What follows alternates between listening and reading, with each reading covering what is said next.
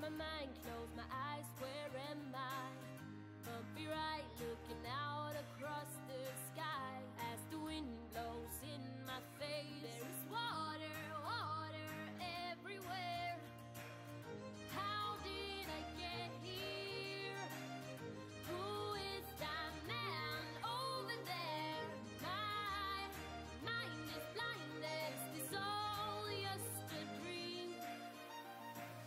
Sails and rudder on the ship, rum and beer, I'll take a drink, and tomorrow I won't remember a thing. Sails and rudder on the ship, rum and beer, I'll take a drink, and tomorrow I will be hungover.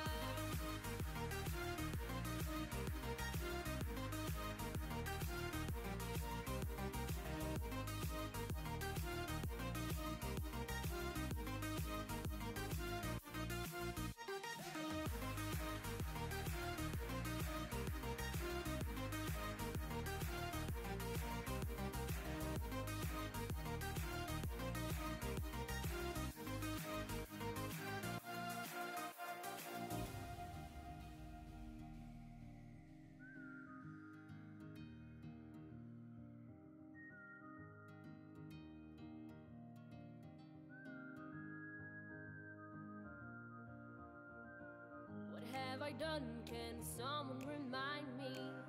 'Cause to me this soul is just a blur. The last thing that I remember is a party, then nothing else. How did I get here? Who is that man over there? Will I ever find out? It's all just a dream. Tell myself, never will I do this again. Tell myself, it's not worth it. Tell myself no, but who cares? 'Cause tonight I will party. Sails and rudder on the ship, rum and beer, I'll take a drink, and tomorrow I won't remember a thing. Sails and rudder on the ship, rum and beer, I'll take a drink, and tomorrow I will be hungover.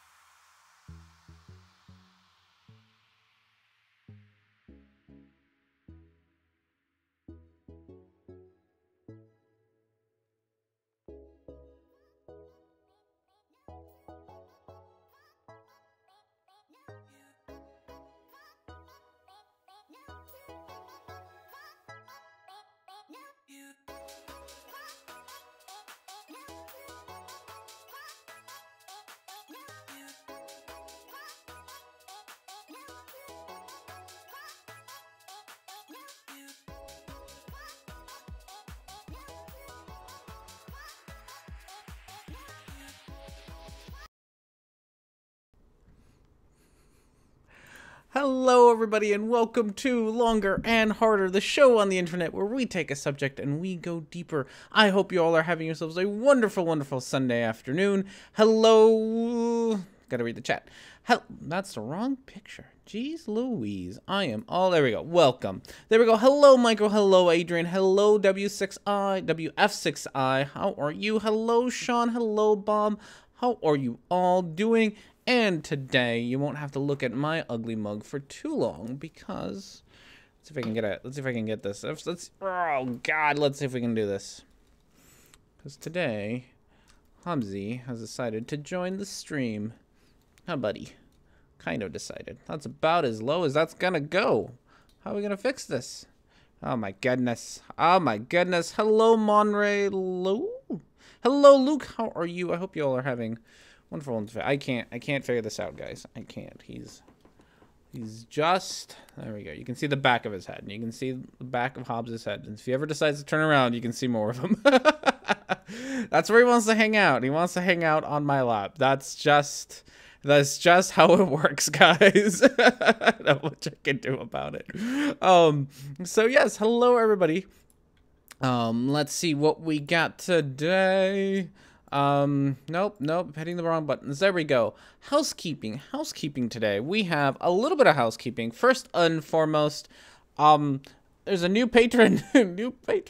Sorry, new patron. I don't know your name. No, I do. Sun Sky Stone. Hello, new patron. Thank you very much for your wonderful pledge. You are an awesome dude or lady dude. So thank you very much for your pledge. If you show up and say a thing, you get free boobs because that's how that works. So say a thing, you get boobs. As your reward for being here.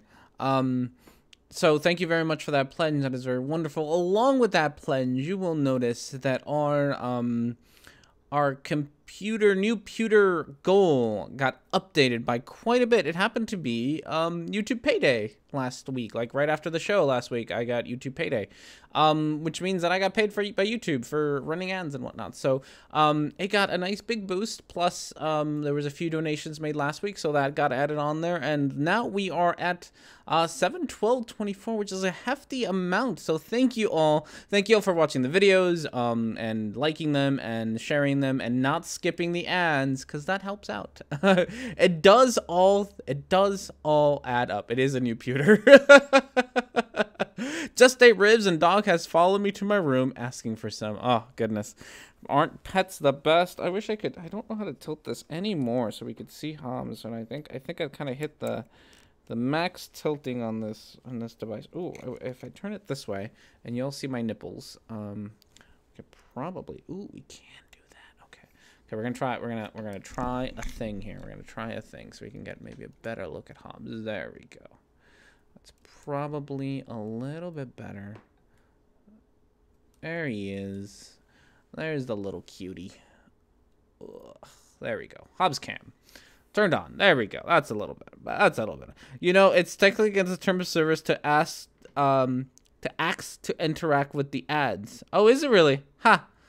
Well, I don't know. Don't do it then. Don't. Google, don't shut me down because it broke the terms of service. I don't read your thing. There's that kinds of people, those who understand binary and those who don't. Yes, there are those that is one of my favorite shirts. I do love that shirt. A binary shirt. So there are two. I guess I should say there are technically two kinds of people, right? Is that it for housekeeping? I feel like maybe a video today. I'm gonna try my bestest to get the Dubai video out. It is recorded. I started editing it, and then I started getting distracted by Netflix. So I'm gonna try my best to get it done today, but I do have to get an oil change, and I have to finish my Halloween costume. So this confirmation is wearing pants. It is true. I am wearing pants for once, so that's a thing.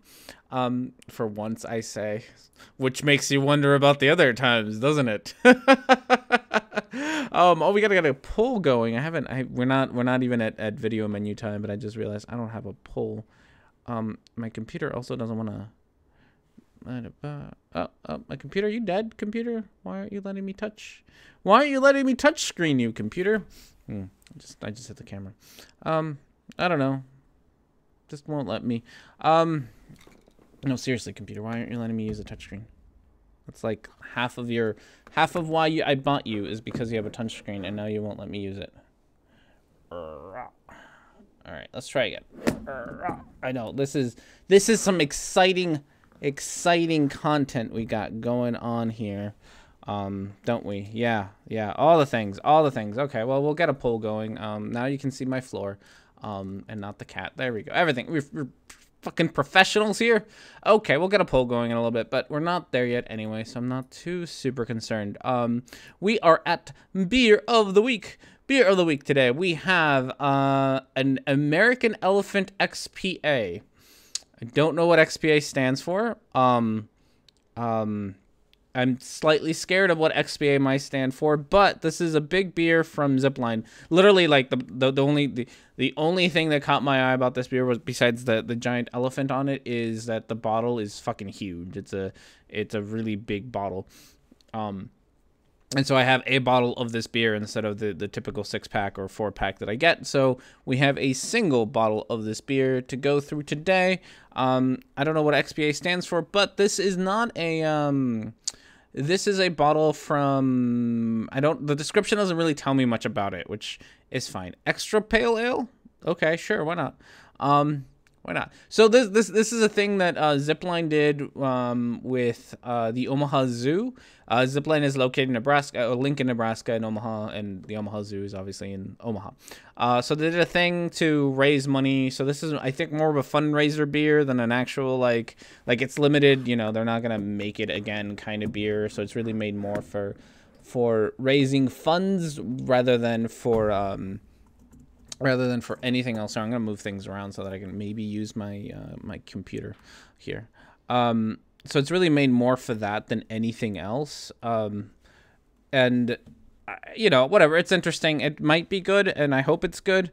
But I'm not gonna hold my breath on it actually being good and it just being more of a thing that they did just for fundraising purposes. So I'm not going to be too dickish to them if it's not a good beer, as long as they're trying to do, you know, a good thing. So the description of this beer says, a brave new partnership and conservation raise a pint to raise funds and help protect Nigeria's last remaining herd of elephants from poachers. Through this purchase, wardens will be trained and funded to fulfill the need. I think that was what that was supposed to say, but I can't fucking write. To fulfill the need. Together we can zoo no more. Zoo no good. Zoo more good. Zoo more good. Son of a...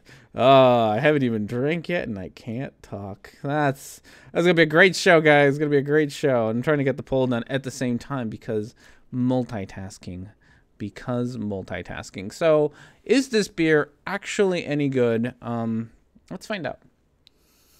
Smells pale ale. It is very I guess there's a camera here. So it's very light. It's very almost clear, but it's that worries me a little bit. I'm not a fan of clear beers or of lighter beers. I tend to like the darker beers myself. So that's something that worries me, but we'll see. HCS are basically an in-between American Pale and Indian Pale. Oh, I'm Professor Extra Pale. Ooh, that sounds like a raunchy porn waiting to happen. Adrian Espinel, you are always here, and I never do the things that I do. Thank you for always being here. You're an L-mod. It's not a job. It's lets you chat more. There you go. Enjoy. That looks beautiful. You like the way it looks? Okay, cool. What a typical cat. He has not looked around once. Yeah, I know. He's a funny guy. My other cat is also here. Maybe we can take a quick look at other cat, because she has found a spot by the window, by the up to our porch, and she likes to just sit there and just look out the window. Like, that's all she does all day. She hasn't moved from that spot for like 3 hours. She doesn't go outside. I mean, she does, just not often. And she just likes to sit there and look out the window. So they're both around. It's just that, you know, like pointing the camera at auxiliary cat is a little bit more difficult just because, oh my goodness, I can't aim. There we go. just because of the way that the things are done. Or is it a British say honored? I don't know. All right, so is the beer any good? It's nice and light. It's got a extra pale ale smell.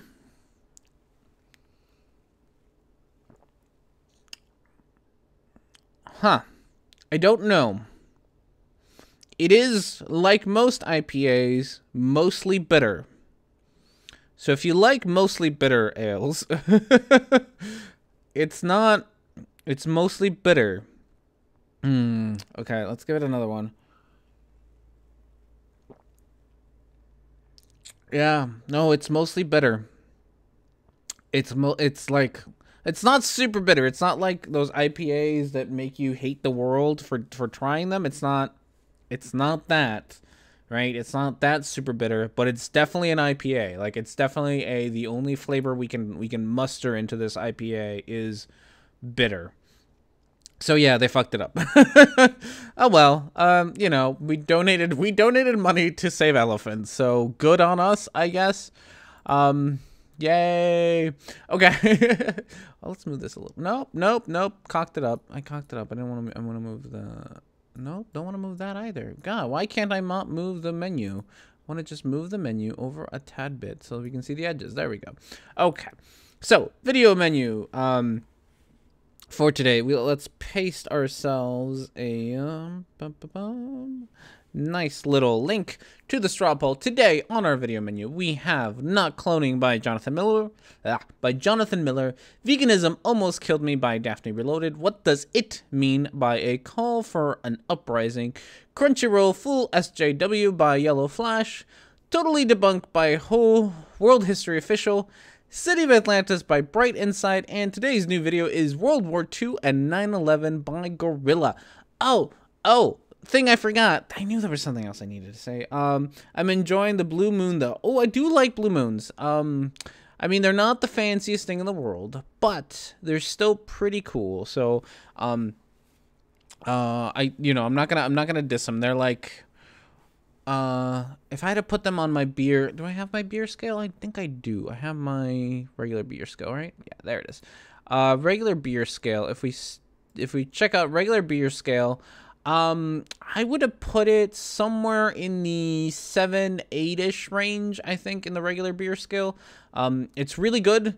The Blue Moons are really good. They're not like the best, like, you know, there's definitely better, but they make for good, good drink every once in a while, especially, you know, they're not the super dark ones, which is nice. Hello, we get to see R&D again, which I know is exactly why you all came here for, and not the cat. God damn it, camera. Hi, camera. Super unnecessary close up. There we go. Everything's tilted sideways. Why not? I love having a camera. It makes the show so much better, doesn't it? Another cat has left outside. Oh, she's back. Maybe she'll come join us. That would be neat. I always do enjoy having other cat around. So yeah, Blue Moon's good. 7 to 8 describes Blue Moon well. Yeah, it's a 7-8. Also, I was the bourbon quad barrel. I bought another one of those. They're super expensive. They're like $14 for a 4-pack. But I felt the need to or at the place that I go buy beer, you get a punch card, and once you buy 12, you get like $12 off your next purchase. So I filled up a punch card, and I've decided to buy more of that one, and it's the best. Oh God, I already had to take a look at your face away. Too much for beer art thing. I know, right? Okay. You had no cloning, but talk of 9/11 intrigues me now. Yes. So speaking of which, let me put on my headphones because this should work. Because I know it's something that, and I forgot to bring it up during housekeeping. But this is something that I know people had asked for. Was a soundboard to get some of our favorite sounds on there. And I only have 2 sounds right now, and I have a soundboard. I'm gonna use it today, and if people like it, if people are cool with the soundboard, I might buy the full version. Right now I have the trial version, so after I press like the soundboard like 20 times on the same sound, it'll degrade the quality of the sound. It'll like put noise over it. But we have 2 sounds that we can use today. I don't know. We'll see. We'll see if we want to go do that shit. Let's see. Does it work? Nope. Nope. Didn't make noise. Why didn't you make noise? I don't even know why I have you, thing. I was all excited about you, and apparently... Nope, nope, wrong keyboard. Oh my goodness. We are back at having the too much keyboard problem again. This is why I like it when my touchscreen works. Okay. I don't know why you decided not to work. Let's give it a try again. Of course! Ooh, that is loud. We gotta turn that down. But we got the of course by Mortimer. Let's turn that down to like half. God, that was loud. And then we got where did you go? Oh, I didn't get it. So we have of course. I also have the sound for no, it should be over here. I did put you on here. Where'd you go? Did I not? Oh, I didn't save. I didn't save, but I also had the X-Files music. So, yeah, sorry about your ears. Sound like Murder was actually there. I know, sorry. I turned it down for next time. So I also got to get Gravity, and I have to get the X-Files one. I could probably add the X-Files because I know exactly. Nope, that's not what I wanted to do. I know exactly where the file is, and that wasn't the problem. I just forgot to... Oh, it is there. It's just called something else. Why are you called that? Huh. I'll rename you to X-Files then. Nope, nope, nope. Gonna die. Everything gonna die. Oh, use the guy. I can't keyboard today. Okay, so I do have it. So let's just give it a try. Also, way too loud. Let's tone that down. So yeah. So that one, I would like to play less than the other one because that one's copyrighted. So let's not do that.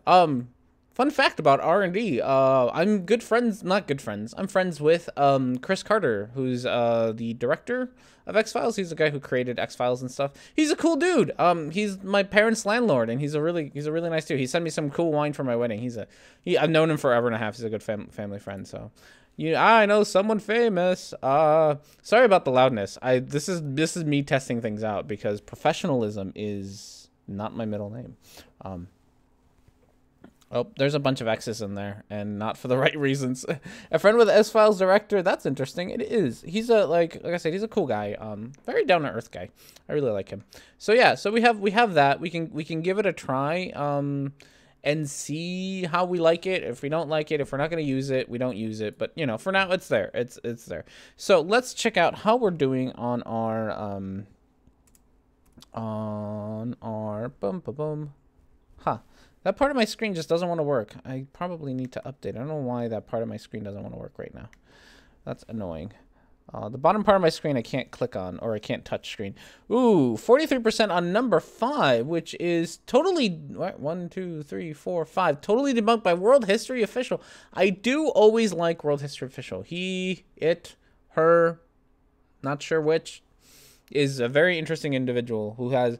I made 1 or 2 videos... 1 video? 2? I don't remember. Or the ones with a robot voice on the internet. And I made the one video about they think the moon is flat, which was a very interesting thing to say, that the moon is flat. So that's a thing. All right, so we got it looks like that's handily winning. So I'm probably just gonna go with that one instead of waiting around. But let's try not to be too much of it. Oh my goodness, bottom of screen. Why are you stuck like that? Goodness gracious. Goodness. Hello, Trimgig. How are you? It is a robot. I think we all watched the videos. It was ghoulish fun. It was ghoulish fun. I have a bunch of X-Files things that I keep getting in my loot boxes. Like I got a little X-Files notebook that's I Want to Believe, and I have like a bunch of pencils that say that. I don't know why, but I do. So that's a thing. Libration disproves that. Libration is cool, and that was the one thing in that video that I know a lot of people had told me about Libration, and I looked it up, and it was really cool. But I couldn't quite figure out a way to show it with the with my program, my video editing software. Like I couldn't quite get the animation right, so I never ended up talking about it just because I couldn't show it. So it's definitely worth talking about, and I like Libration. Pretty much the TLDR about it is pretty much the moon kind of looks like it's shaking. If you take a picture of it like every day, at the same time, it kind of looks like it's shaking because we speed up in front of it, and then you can kind of see the side of it. It's great. Libration is great. But it pretty much shows that the moon has to be 3-dimensional. Also, the way that their whole thing was the way that light reflects off of it. That was that video that he was like, you can't have a reflection off of a convex surface or concave surface or whatever. Convex, I guess. And that was dumb.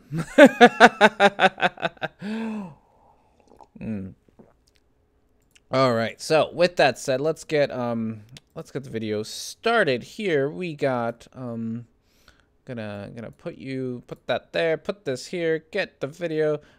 Super professionalism going on this very instant. Bam. Okay. Oh, you're one of those super high quality video. So I learned one of the ways to get rid of some of the lag in these streams is going to be to use less high quality videos from the people that I'm talking about, because I tried to be nice and like use their highest quality video that they have, but I think my computer doesn't necessarily struggle with it, but my running OBS at the same time does make it kind of chug a little bit. So I think that's part of the problem. So we're going to try to use this one, but this is a higher quality one. We have bam. Oh, you got, I didn't mean to do that. Let's do that. Okay. So the full title of this video is called Flat Earth Proof New. Something we missed, debunk totally the globe. That's not a sentence. Concave C. The best results involve images taken 2 years apart. Oh, that's kind of cool. Convex is D. Thank you. What is this stream about? Hello. Somebody said something. We debunk stuff, kind of. We pick a video, we talk about it, we get derailed and talk about other nonsense. Sometimes boobs, sometimes butts, sometimes actual like things that matter in the world. It depends on the chat what we decide to talk about. So we're gonna put the volume up and listen to World History Official. Let me know how the sound is on your end. As always, I can't tell how it is on my end, so I have no idea.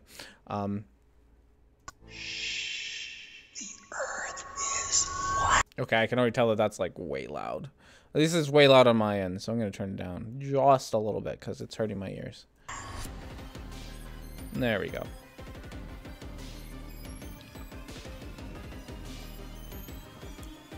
And that's the only hole.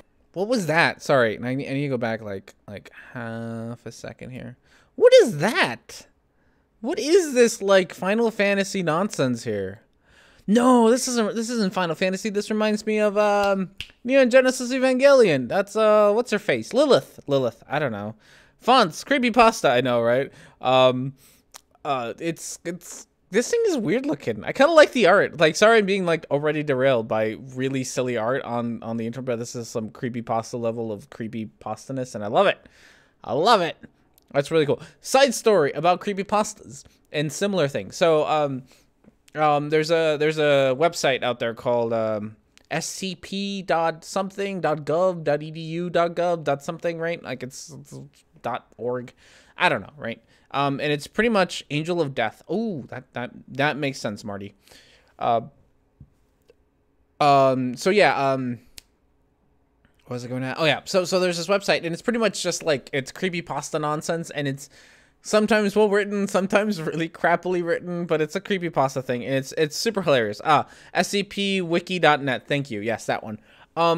It's yeah, it is great. It's some silly nonsense, right? But so story about this stuff is I used to teach at a middle school level. And the middle schoolers that I was teaching got really into SCP stuff, like super into it. They talked about it all the time. They were always on the website, and they were always like, "Is it real? Like, we don't know because we're middle schoolers." And it was super cute and adorable, right? That like these middle schoolers were debating the legitimacy of SCP as like actual government agency. It was hilarious, right? So because I'm a bit of a dick, I decided to fuck with my kids, and I printed out, like, I made a letterhead with the SCP thing, and I went through their website and found like the directors' names and stuff, right? And I made the whole letterhead about it, and I wrote them a letter telling them that they needed to stop like getting into SCP business, and if they continued, like there would be consequences. And I left them on an envelope on their desk to find the next day, and holy shit. They did not know what to do with it. They were like, for like a whole day, they were all hush about it. Like they didn't want to talk about it because they were all scared like the government was going to show up and take them away. But they were like whispering about it to their friends. It was fucking hilarious. The kids could not handle it. Oh, it was amazing. Fucking evil, I know. It's great though. The poor kids did not know what to do. Oh, I had to fess up at the end of the day because the teacher that I was working with got really pissed that they were like, like that's all they were being like, so the kids were being so weird about it. Like at the end of the day, the teacher's like, you got to tell them it's the truth. You did it because this is getting annoying. So I was hoping to spread this out for like a good solid week, but I couldn't.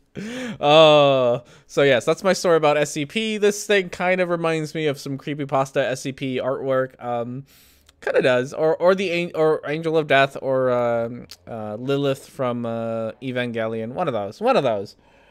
All right, let's continue watching this. The only pole on the other side of the South Pole from Middle America. And I think it's quite... Oops, did not mean to do that. But there should be an area as big as that unexplored.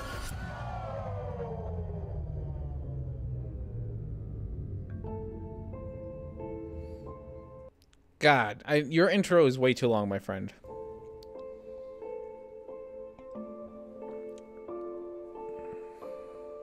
Hi, how are you? This is not the Zen robot voice we had last time. You upgraded your robot voice. Downgraded your robot voice? Not sure. Welcome to my channel, World History Official. In this video, I would like to discuss about constellations. Oh. Oh, no. Only because this is a flat earth video do I already know exactly what this is. I already know that this is going to be... I kind of want to write this down and like put it in a sealed envelope and say, look, I already made this prediction about what your video is going to be about, because flat earthers have like 3 talking points and this is one of them. And you start off with constellations. So, my guess, I'm just going to predict this shit now. Why can we still see constellations, even though we're traveling billions of thousands of miles per hour across space, right? That's going to be the thing. We shouldn't be able to see them anymore after we moved because people like World History Official don't understand the way that how big space is and how far away these things are, and that, you know, however much we move in a year isn't actually all that much relative to how far we are from these things. So that's my guess. Also, and just as a side note, dear flat earthers, if you ever want to prove that the Earth is flat, one good way to do this, one absolutely perfect way to do this, that I don't think we could ever find an explanation for if you manage to make this observation, is find a constellation that you're not supposed to be able to see at that time of the year. So, Sun, Earth. So when we're over here, we can really only see the constellations that are sort of, you know, pointing away from the sun. So the constellations over there, right? When we're on the other side, we can only see the constellations that are sort of pointing over there, right? Because the sun's in the way and it'll be during the day and you can't really see them, right? So, all you have to do is find, you know, I think if I remember right, because I made a list of these at one point or another, in the winter, if you can see Cygnus, which is the goose one, if you can see Cygnus, then you have kind of disproven, like, there's no way for you to be able to see that in the globe Earth model.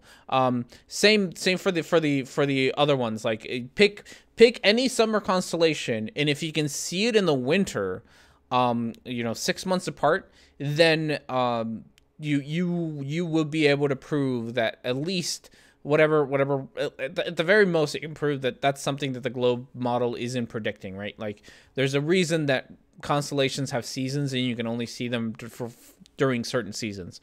Hey, bow ties are cool. Hello, Mango. How are you? we haven't seen you in forever. Thanks for showing up. Bow ties are cool. I decided it is cold again. I did not wear the bow tie like all summer because it's fucking hot in Nebraska, and wearing neck gear in Nebraska in the summer is dumb. So, so I kind of didn't want to, but it's cold now.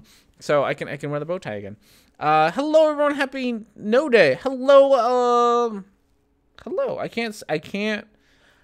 I'm not even gonna, because those aren't real letters. But hello either way. Sun Sky Stone, hello my friend. You have made it. I owe you boobs. You can tell me if you would like boobs or not. And also, part of being, thank you very much for your pledge. I appreciate it to no end. All the things. All the things. Part of one of your rewards is boobs. The other reward is you get to be a moderator. It's not a job. It just lets you type as much as you want. That's it. Awesome to see you stream at a time that I'm awake. Well, thanks for joining us. So yeah, there you go. Say boobs, we get boobs. So derailment about the constellation. So that's my guess about what we're gonna talk about today is that boobs don't do that. I can talk like Stephen Hawking. I bet you can. Can I get butts? You want butts? We can do butts.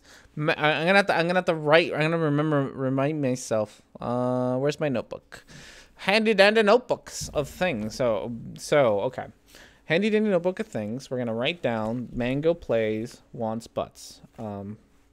We'll add some butts to it. That's what we're gonna do. Let's get a pencil. Just for you, Mango. We're going to do this.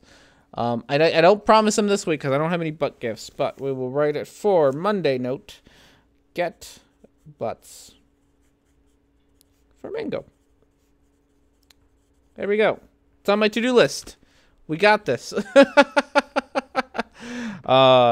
Yes, you need A to go with T. Today, 78 years ago, the Axis powers received a nice slap in the Albanian mountains. Did they really? Can you call it Aries? Also, you can call me Aries. I can call you Aries. All right, will do. I will. Butts are the best. Hey, like what you like. I don't care. Some people like butts. Some people don't. I don't have. Yeah, no, I don't think I have any butts. But I know where to find them. All right, we'll listen to a little bit more World History Official. See what else they have to say to us. Not one person has the absolute right to claim their complete flat Earth theory is the correct one, and that all else is confusion. I mean, I don't know. Yes, I guess, kind of. I don't know. I don't know what to say about that. I don't know what to say about that. And no one person can say that their flat Earth theory is the only one and everything else is confusion. Huh. I mean, I suppose that's right. Can someone catch me up on what videos is about? Okay, we're watching computer aliens or a flat Earth. So this person, a World History Official, is a robot. Not a real robot, but I shouldn't be mean, because according to them, they have some sort of speech impediment. That's something that they have, right? And so they use a computer generated voice to talk. So they type it out and then talk. That's their excuse. I'm gonna just believe them and say sure, why not? But this is about flat Earth, so we're gonna talk about flat Earth. But they like aliens a lot, so we're gonna talk about aliens. But by working together, individually studying, debating, being open, and creating tangible pieces of work, we can find the truth together. Before I started, remember to subscribe and hit the bell icon on my channel if you like it. And also, share this information to your family, your friends, and everyone. So, here we go. Oh my goodness, I want to just point out that we're 1 minute and 37 seconds into this video and we haven't gotten past the intro yet. I really hate long intros.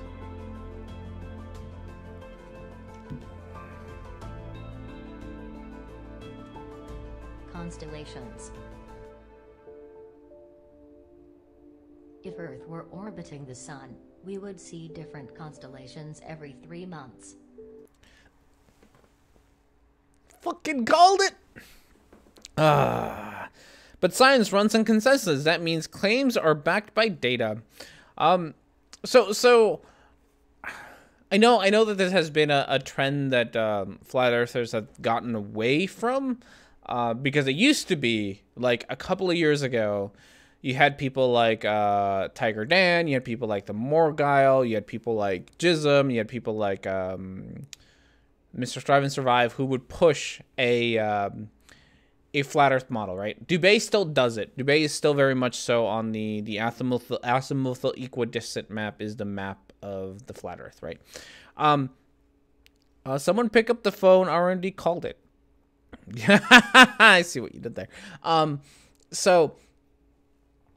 They've gotten away from that that nonsense now, because they have realized that when you do something like create a model, people expect predictions from that model, and they couldn't live up to their predictions. They couldn't actually make any predictions using whatever silly model that they had. So they just stopped making they just stopped saying that they had models, and instead decided to say things like, no, we don't really know what's going on. We're just predicting, or not. We're just not predicting. We're just questioning the globe Earth. So that's been the change that's happened there.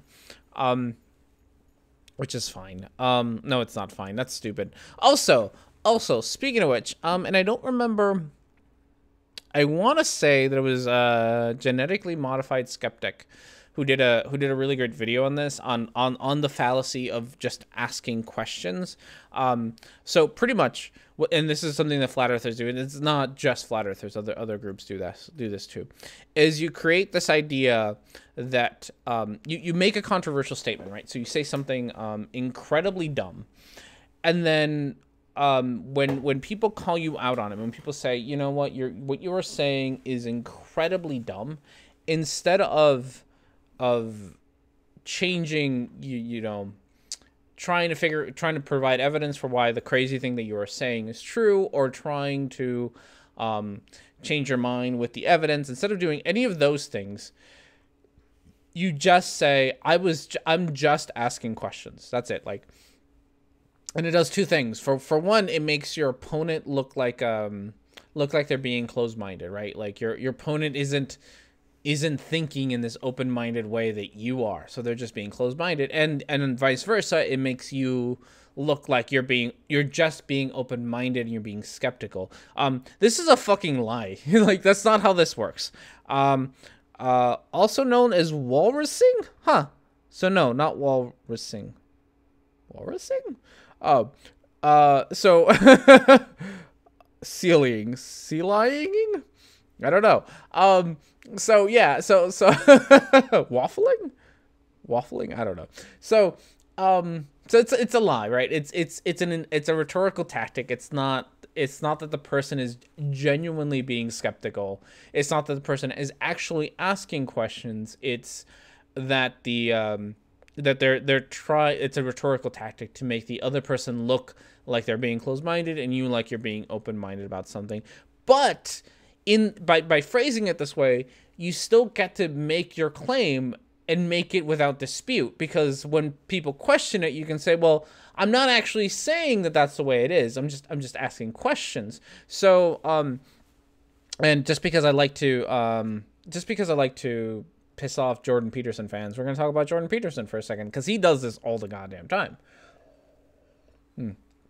One thing that he's done is back a while ago, before he was a big name. He made a few talks about snakes having sex and how that's DNA.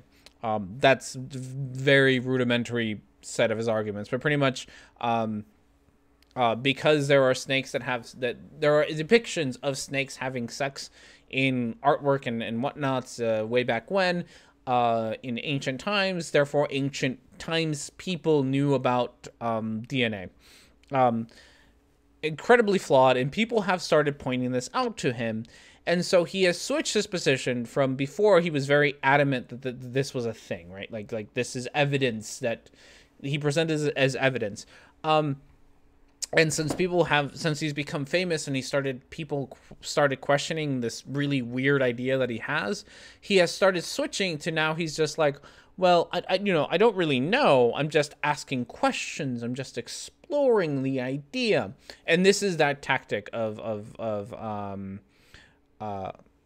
rude sea lions. Yes. Snakes having sex? What doesn't having sex? I know, right? So yeah, so that's kind of the idea here. So flat earthers do this all the time, where they'll say things like, we don't have a model, but that's not the point. We're just asking questions. But in their asking questions, they were actually making claims about reality. One of the last videos I made about Marty Leeds was the same thing, where the whole video was him just asking questions, but at the same time he was making a lot of claims. And then he could get away with it. Check out the comic; it's great. Woodermark. Send it to me on Discord because it'll get lost in the chat. I would appreciate it. It sounds good. We know about sex long before we knew about DNA. I know, right? Dandelions don't have sex? Do they not? Huh, that's sad. Okay, so that was a very long way. That's a very long-winded way for me to explain what was going on. Okay, constellations. Why don't we see different constellations every 3 months? Yeah. Let's find out. Globers respond by saying that constellations do change. We see some seasonal asterisms, such as Orion. But we have year-round asterisms, like the Big Dipper in the north, and the Southern Cross in the south, that are visible year-round. And of course, Polaris keeps his eternal watch, above magnetic north. I'm not going to criticize you too much for... what's that word? Oh, shit. That word where you take an inanimate object and you make it human-like. There's a word for that I usually know, but I don't today. Some of them don't, but not all. Don't have sex. Have you tried?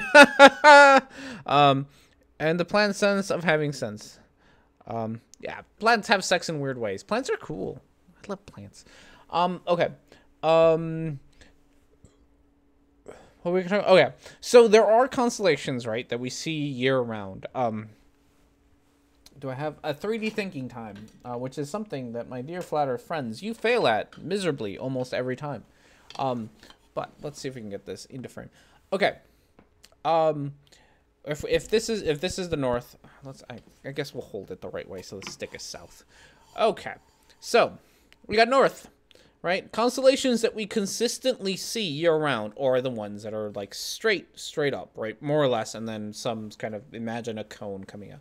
The seasonal ones are the ones that we would see if we're looking straight up on any of these latitudes, which really, for our purposes, is sideways.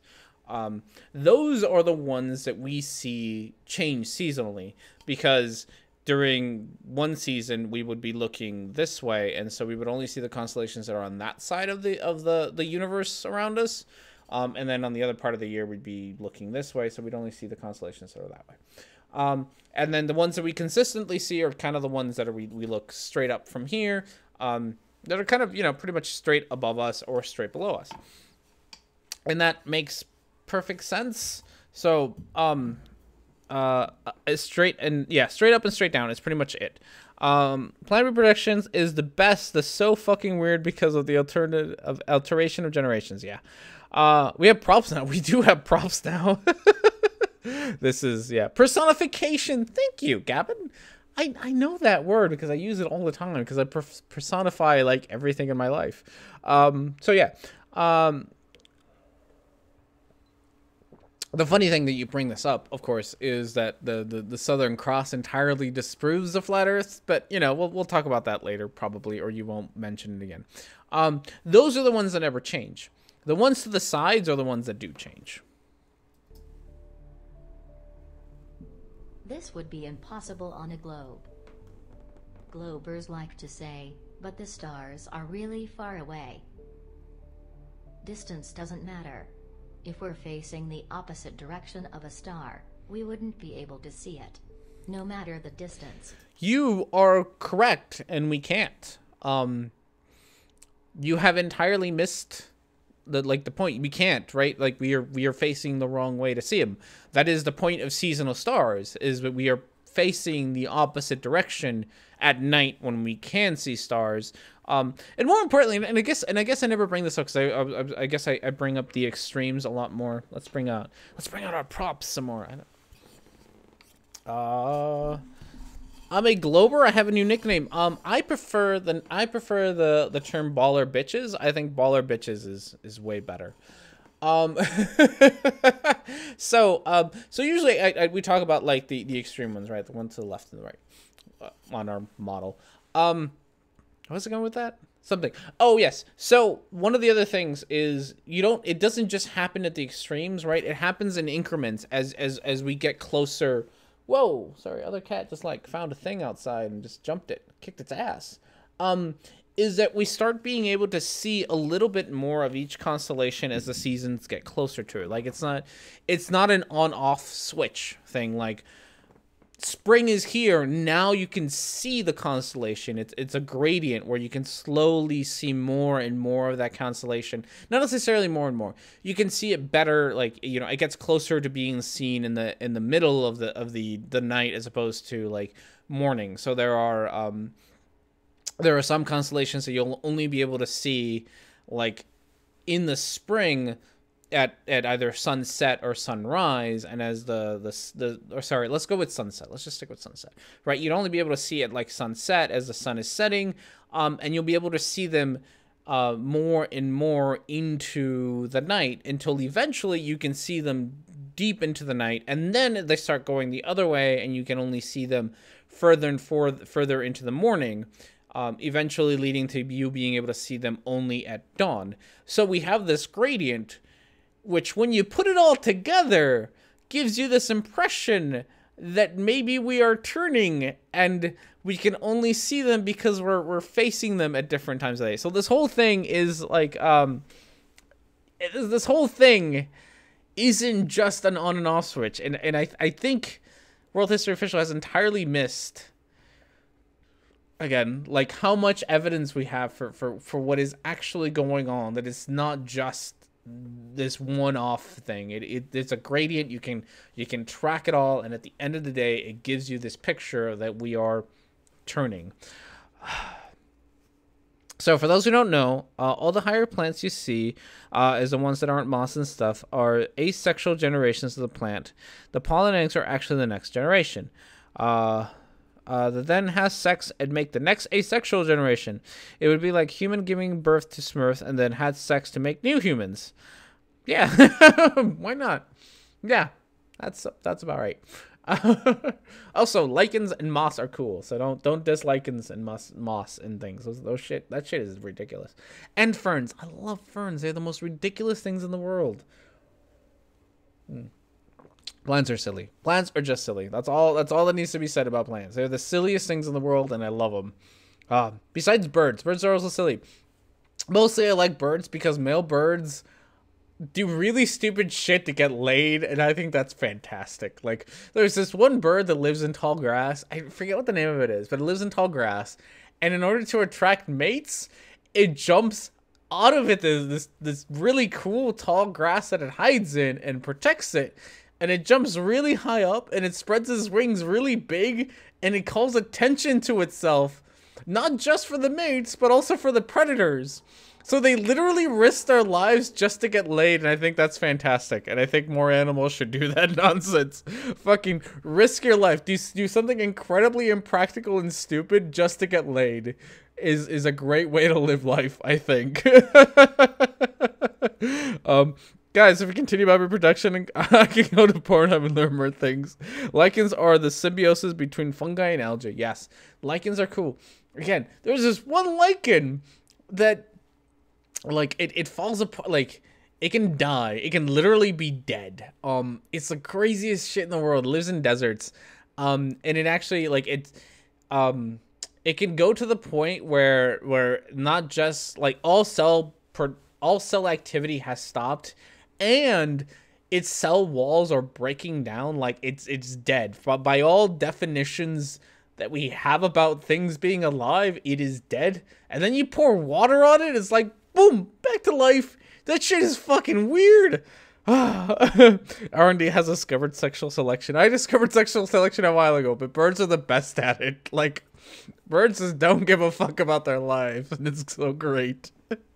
So yes, birds and lichens, some of my favorite creatures in the world, just because they're so silly. They're the silliest nonsense.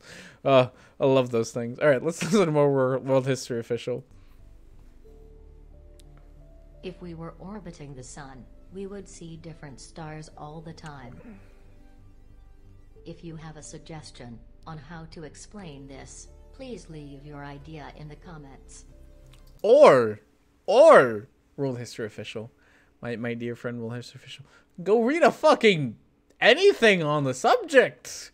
I don't, I was gonna say go read a paper on the subject, right? Like, go read a scientific paper on it. But honestly, just go to your local library, and I'm pretty sure there's a 3rd grade level book on the very subject.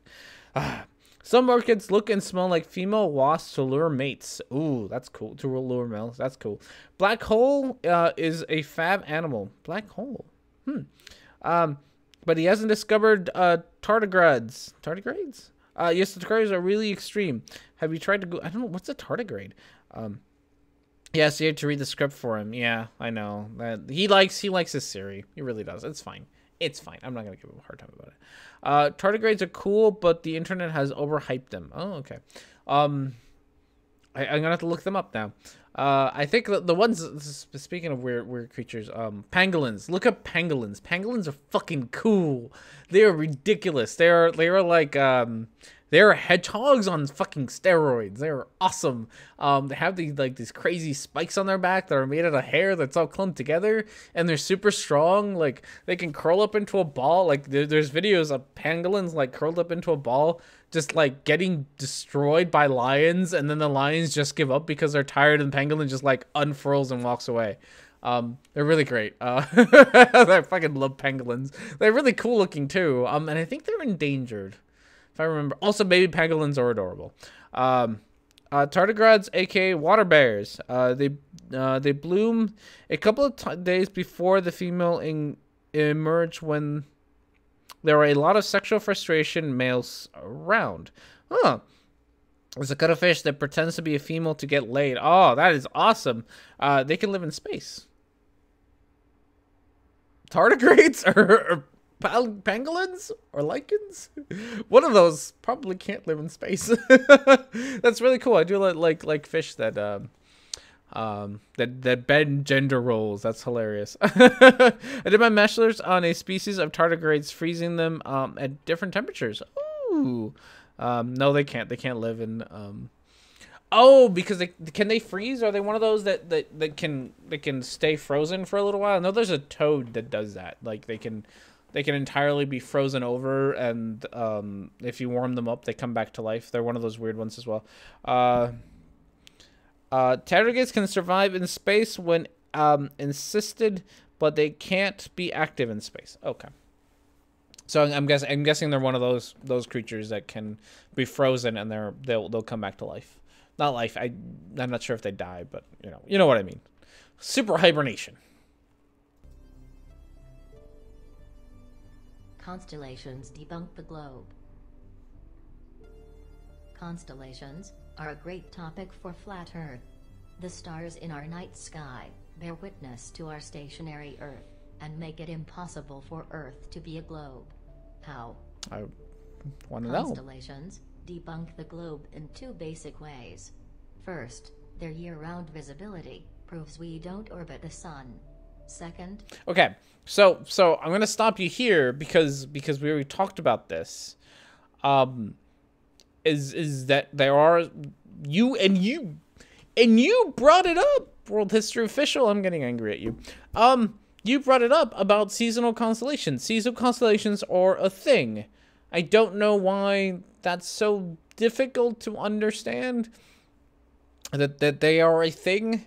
And you brought it up as they are a thing. Like, you are right. That we could not have year-round constellations if we were orbiting the sun. We have very, very few year-round constellations. This video is a little low for us. It's a little low. I can turn it up a little bit. There we go. Debunk globe does not equal flat Earth. Constellations debunk the flat Earth. It's true. Like, so we don't have. So it'd be one thing, right? Like, because flat earthers have proposed this thing. I don't have a plate. I was looking for a plate. Have proposed this thing where and they don't anymore, but they used to, right? Where you have like the flat Earth, and then you have like a dome, and the dome kind of spins, and that's what gives stars their the motion that looks like it's spinning, right? So that's what they used to think. And if we had year-round constellations, right? If absolutely all constellations were year-round, you would be correct, World History Official. If all constellations were year-round constellations, I could not argue with you. The thing is that not all constellations are seasonal constellations. So you can't. So that already makes your argument not work, because your argument is that we have that we can't have year-round constellations when we don't have year-round constellations, right? We have some that aren't, and that already breaks up your argument. And then to go further, you still would need to. So if the Earth is flat, you would still need to explain how these constellations change over time. Like, there needs to be a mechanism, right?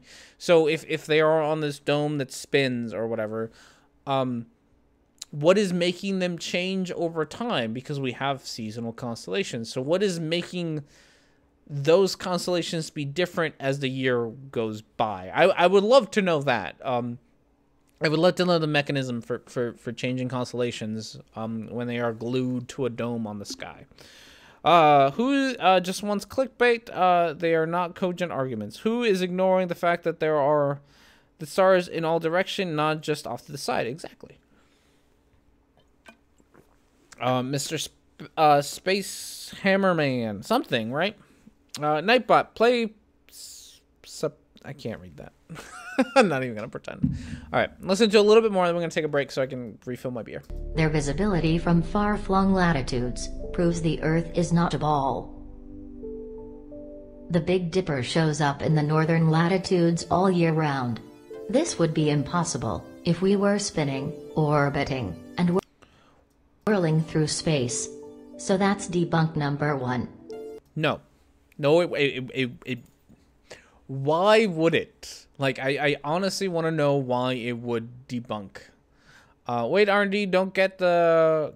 I didn't get the Cool Hard Logic reference? I didn't, sorry. We do see Polaris year-round. We do. And that's because... Prop time! Bam. That's because it's straight up. That's about it. Like, that's the only reason. It's just straight up. And it's straight up far enough that that, you know, year-round changes is like, you know, it's a very small change in comparison to how far away the actual Polaris is. So that doesn't work. And again, it's straight up. That shouldn't change, even if we're spinning, right? Even if we just give the spinning, if we're straight, if the star that we're looking up is straight up, there's absolutely no reason why that would ever get blocked by spinning or by orbiting, rotating or orbiting. Those are the terms I should use. So no. And people know that Polaris was not the pole star all the time. It's true. Polaris has changed, or sorry, the North Star, what we consider the North Star, has changed, and it will change. Which again is a prediction that is made by people. It's also not 100% in the very center. Like, it's very, very, very, very close. But it's not dead center of like, you know, due north. But, you know, these things are always ignored. So no, this, again, you World History Official, this, you're not understanding three-dimensional space at all, remotely. You don't even need to have, like, a huge model to understand this. Like, a small model would kind of make sense, too. But, you know, let's ignore that. There is about 20,000 year cycle or something close to that. It's a pretty big cycle. So, unfortunately, we won't ever get to see the next North Star. But, you know, it is predicted. Vega will be the next one. That makes sense. I think I made a video about that once, but it's been a while, so I don't remember the details. Debunk number 2. The Big Dipper is visible as far south as northern Australia. That I would love for you to have a reference to, a link to, anything, a picture of. No, it's not. I think it's, if I remember right, and I could be wrong, but I think it is visible a tad bit into the southern hemisphere, like not a whole lot, and I think most of that has to do with refraction rather than anything else. But anything beyond that, you are making shit up at this point, World History Official. And by the fact that you had to show a stick figure drawing to demonstrate your point, as opposed to, you know, an actual picture of this, it makes me think that you don't actually have a way to back this up. That I would love to have a picture of. Oh yeah, you're not. I'm not even gonna pretend like anything that you are saying has any backing in reality, World History Official, because it obviously, like I said, you don't have a citation for this, you don't have a source for this, you're just pulling this straight out of your ass. Unless you can actually, you know, demonstrate that somehow in the southern hemisphere, and specifically northern Australia, that you can see the Big Dipper or the or Polaris. That would be convenient if you could do that. I know you won't, so you know that would be great. Maybe they wanted to experience the joy of painting. Maybe this should be impossible on a globe, for it would be hidden behind a hill of curvature. If Earth were a globe, the Big Dipper could not be visible from northern Australia. I mean, you're right. Which is why it's not. Which is why you're full of shit. So yeah, that's the thing. We need to have Professor Stick. I know, Professor Stick, your shtick is being stolen by World History Official. Should send him a cease and desist on this. When did the flat earthers change to saying Earth is round disc? Originally it was a flat square because of the four corner thing. They don't have a model anymore, so they're allowed to say whatever bullshit they want. That's been the big change. I know I have heard the four corner thing before. I don't know who's used that. I think Tiger Dan used to do that a while ago. Australia. Four corners. God, I don't remember what book. One of the books in the Bible says something about the four corners of the earth, and pillars and something like that, if I remember right. So some flat earthers used to use a square as a model because it literally needed four corners, but that's changed since then. Next, we have Orion, the Hunter. Orion is a seasonal constellation, meaning he only shows up in winter, summer for the southern latitudes. But when he does appear, he is visible all over the Earth. You can see him everywhere on our stationary plane. How could this be possible on a globe? I don't know what the problem is here, but I'll talk about it. I disagree here. Flat earthers are required to show evidence more than ever precisely because they have no model. Yes. But what they think they have done is, I think that because they have no model, they don't have to make. So a lot of the things that were called out on is making predictions. Like use your model to predict an eclipse. Use your model to predict the movement of the stars. Use your model to do anything at all. Also, the robot is creepy. It is creepy. Yeah. So that was originally like that was one of the big problems that they faced, is that they weren't able to do that because you don't have a model. You can't make predictions, and so they just stopped. Also, hi. Hello, Wooden Toad. How are you? We haven't seen you in a while. We've missed you. Hey, I'm not saying anything. I'm just questioning Barf. Yeah, pretty much. Okay. So, Orion, but when he appears, it is visible. He is visible over the world. You can see him everywhere on our stationary plane. How could this be possible? I'm assuming you don't think he's visible everywhere at the same time, because I don't think that would be possible if it's a seasonal star. I don't remember where Orion is, so I don't want to say a thing that isn't true. I mean, like so many stars, right? It's not going to be visible 100% all the time, but I don't understand why it being visible by everyone at some point during a 24-hour period would be a problem, right? So back to our prop. So if we got our star, nope, wrong arm. Let's use this arm. We have our star over here, so somewhere towards the microphone. That's our star. Right, and we have person here, and so they can see the star, the seasonal star, at some point during the evening, and then they can't at night. That makes perfect sense, and then this person would be able to see it. So I don't understand why it's a problem that everyone can see it, unless you mean everyone at the same time can see it, in which case I'd be very curious about how you think that that's remotely possible, even... Like, I know Orion isn't one of those really bright stars. No. You can't see Orion during the day. I know there's a couple of stars that you can see during the day, or like planets, but they're like during the day. I mean, like the sunset, sunrise period. But I don't think Orion is one of them, if I remember right. I think they think the north and south are like the binary thing, and a star is seasonal, constant, can't be around the equator line. It's more than one star. You're right. It is. It's a constellation. How many flat earthers do you think truly believe the Earth is flat, and do you think that they believe it all the time? I think that a lot of the I think there's a decent amount who do actually believe that the Earth is flat, right? Like, I don't. As much as I wish people weren't that stupid, I'm not going to delude myself into thinking that people aren't that stupid. So I think that there are quite a few that do genuinely believe it.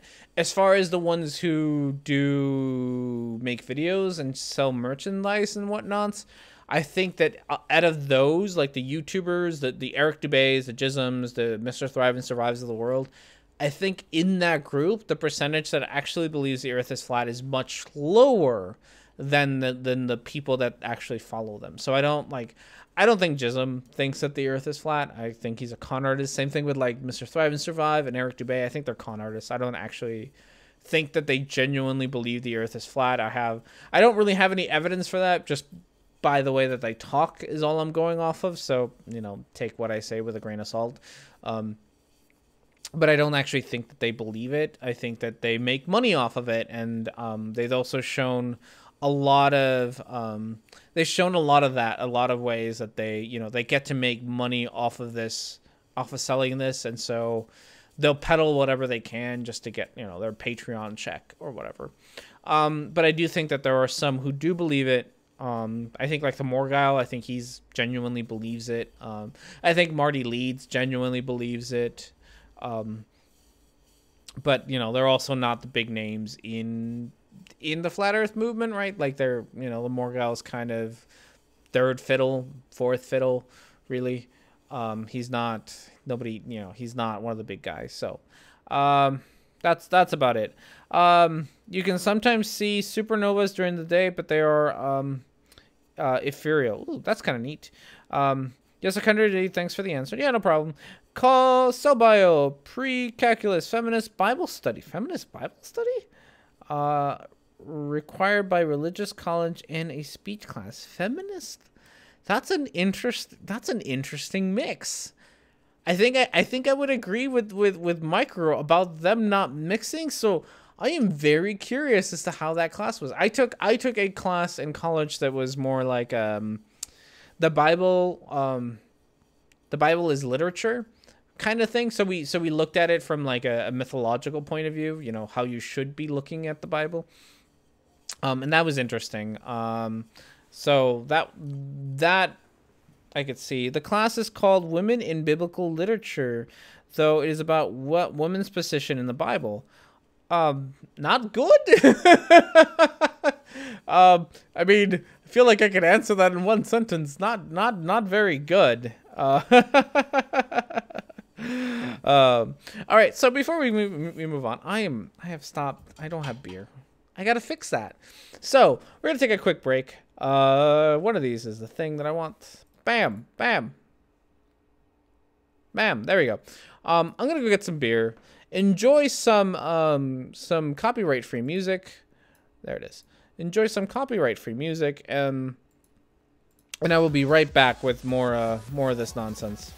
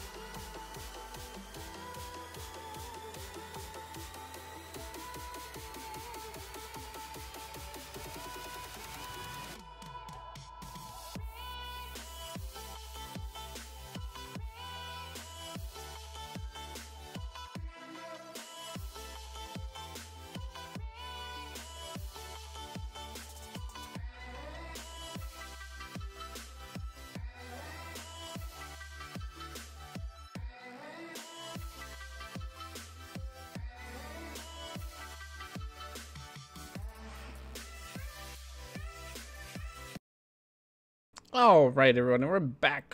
Where are we at? That one? That one. That one it is. Hello, we're back. Oh, my snack went down the wrong pipe. We're so poorly designed. We can choke on our own spit. Okay, so we get to listen to a little bit more of World History Official. See what they have to tell us today. Tomorrow, I get to continue working on making my first genetically engineered cell line. Oh, that is super cool. It was really cool. I like that. All right, listen to a little bit more of this, and here we go. On a globe, it's impossible for any constellation to be visible everywhere. The curvature of the Earth would hide certain stars from view. Again, I mean, yes. Which is why they're not. Which is why I'm confused why you say they are. So, you know. Speaking of that, Red is debating Mr. ID. I thought Red was done with YouTube. Is Red not done with YouTube? Is he just done on his own channel? Is that like the thing? Because he made a whole big deal about being done and now he's not done. Not that I care. I mean, I think it's great that he's still hanging around. I just thought I thought he was done. And yet, Orion is visible all over. Observe the Southern Cross. The pride of Australia and New Zealand, the Southern Cross, is visible year-round from the southern latitudes. Another globe debunk. If we were spinning and orbiting, we would lose alignment, remember? No. You were saying a lot of things. He's not done. He's just done giving too much shit and putting a lot of effort into doing debates. Oh, okay. Sure. Not when that shit way south. I don't know. Again, World History Official. I feel like if you had, you know, evidence that this is a thing, you would show us that rather than memes from, you know, Flat Earth Reddit or whatever, which is all you're doing. You're not actually showing me a picture of the Southern Cross from Northern Australia, of Polaris from Northern Australia, or the Southern Cross from Hawaii. I think that's what those islands are. But I'm terrible at geography. In which, you know, if you had those pictures, that would be nice. I don't think you do. But it would be nice if you did. And you could tell us. That would be great. Where the Southern Cross is the pride of Australia and New Zealand. I guess. I don't know. Someone go ask Wolfie. Red taking a hiatus to get his degree, and unfortunately, Jism is out of control. Red is Hawaii. Okay, great. Jism's always out of control. He's never not been out of control. Like not that I don't like Red, but it's not like Red had a handle on Jism, because Jism is a whole other level of stupid. Not stupid. I don't think he's stupid. I shouldn't say whole other level of stupid, because I don't think he's stupid. I don't think he's smart by any means. But you know, he's not an idiot. I think he's one of the con artists. Which is also why I think nobody can really control him, because he'll just say, he's one of those we're just asking questions types, and he will, anything you tell him, right? Any new conspiracy you say to him, he'll just latch onto that and just start making claims about it. And then when you start like questioning about it, he'll be like, we're just asking questions. We're just doing research. We don't have a real flat earth model because you've had thousands of years to figure yours out and we just got started. As if no. So yeah, Jism is an idiot. He was, if he was smart, he would be making better cons. Maybe, I don't know. I mean, he's conning, you know, like I've watched his videos, which, so another thing that I noticed, and this isn't to call people who do this like, that they're making low quality thing, right? But one of the things that I've noticed, if you don't know, doing a stream like this, for example, like the one that I do, on Sundays, and other streams like it are very, very easy. I have to do very little research before I come on here. At most, I might have to spend like half an hour to an hour before the show, kind of finding the videos and downloading them and, you know, making beer of the week and making the venue. And it takes a little bit of time just to organize, but it's not a very effortful, right? I don't have to do a lot of research. And then I just sit here and talk. And sometimes I'm correct about the things that I say because I'm knowledgeable on the subject and whatnots, but I don't have to do research into it, right? I don't stop the video to look up exactly why I'm wrong or exactly why, you know, evidence for the things that I'm saying. And so it's a lot easier. And at most, this whole thing takes me 2.5 hours, 3 hours to do, right? An actual video where I sit down and like debunk something can take me anywhere from 4 to 6 hours to make. Including, actually probably takes me closer to 8, including research, reading papers, finding citations, animating, recording, writing a script. It can take me a very long time to make a video. And so one of the things that I've noticed that a lot of flat earthers like Jism, I know that he doesn't consider himself a flat earther anymore, but like flat earth asshole, is that they switched over to doing things more like I do on Sundays, more like a show, that it's super easy and you can just sort of spit things out. And a lot of it is just like, I'm going to represent the same information over again in a different video. So they've gotten really lazy about it, which I think is why they're not, one of the reasons that I think they're more con artists, right? Because they're just either redoing the same video again, in a stream, which, by the way, thing about the thing about live streams is I don't have to, if during one of these live streams I get somebody to, you know, do a super chat for whatever amount of money, that already will probably be more money than I get from the video itself being made.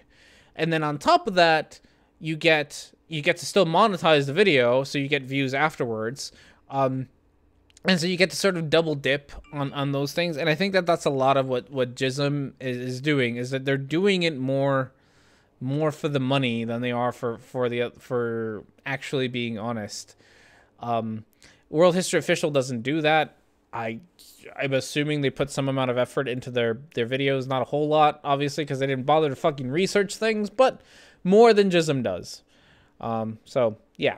That's why I think that they're more into the money than they are into actually being honest, which has nothing to, I don't even remember why I got to that subject, but yeah, that's that.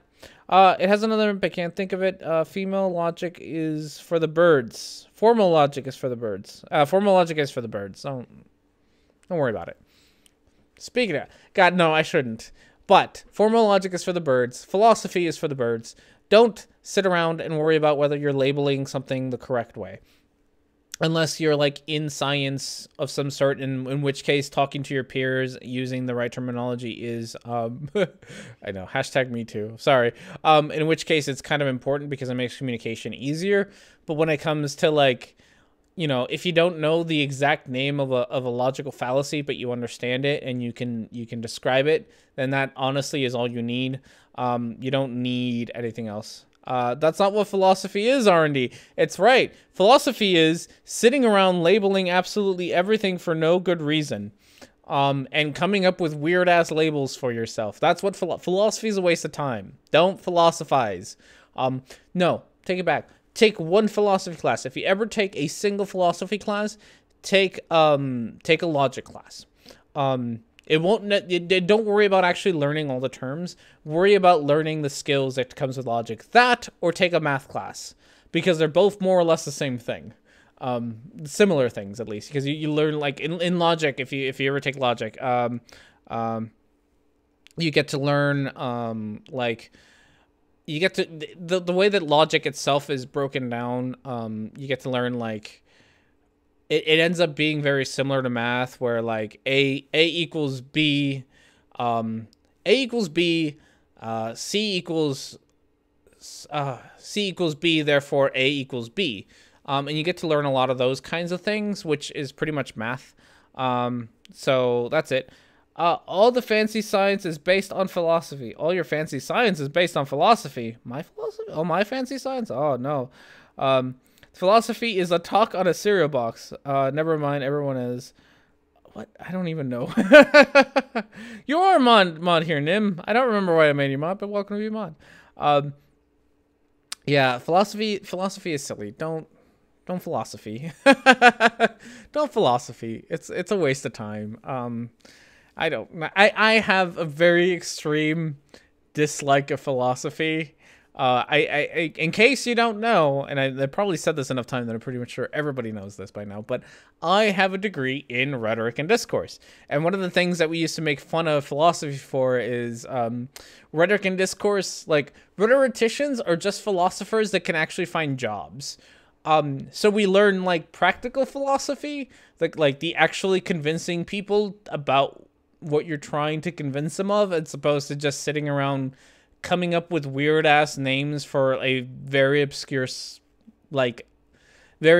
observation that like one person will use in one of their books.